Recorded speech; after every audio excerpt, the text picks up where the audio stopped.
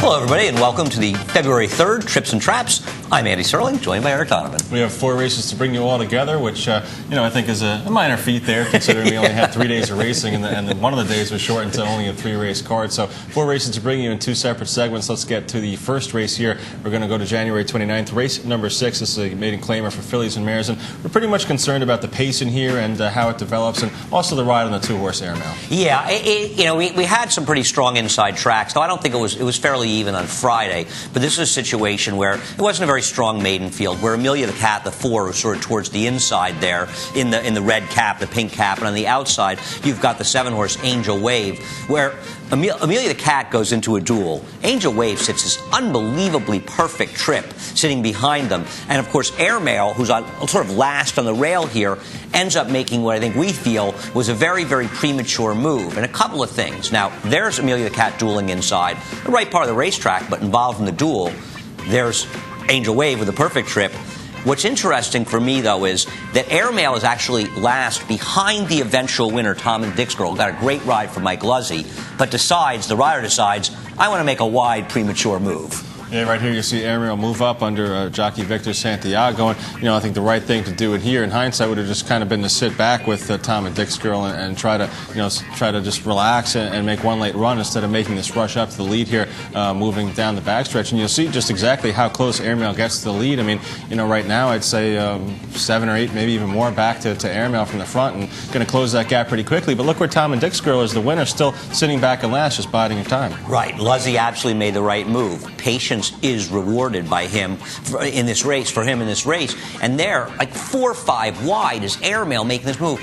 Inner track races especially are not one making these kind of premature runs. Angel Wave has cruised up the lead here like he's going to win. She's going to win for fun, and I don't know when she's going to win a race if she couldn't win this one. Angel Wave's had a perfect trip in here. You got to figure that at this point, Amelia the Cat is softened up by the pace battle here, and Angel Wave's just going to take over at this point. You see Airmail making that 4-wide bid at the top of the stretch, going to flatten out a little bit here, but Angel Wave is supposed to run by Amelia the Cat here, and she just doesn't do it. Yeah, no, I will never. Angel Wave, I don't care where she shows up, I would never bet on her. Tom and Dick's Girl, you see moving into 3rd, making that patient move, and you wonder if Airmail, if the rider had stayed inside and stayed behind Tom and Dick's Girl and actually tried to follow that one and then angled around late in the race, I guarantee you it would have been a lot closer. Would it have made up the 5-length gap?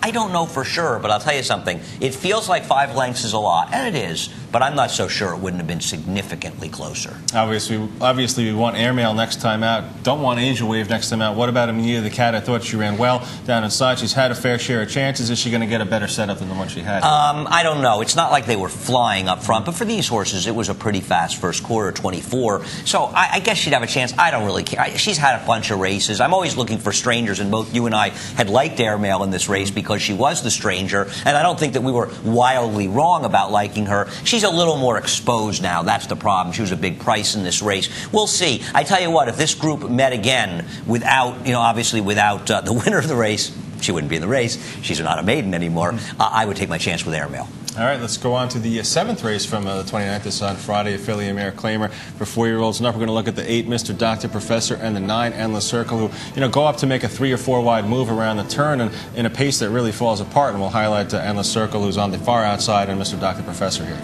Yeah, it's a simple example of race dynamics when you watch. And the winner of this race gets a very, very good trip. And this was a price horse in here, King Rush. And the 2nd place finisher, who's actually 3rd to last right now, another great ride by Mike Luzzy. These were the same day and 2 very good rides.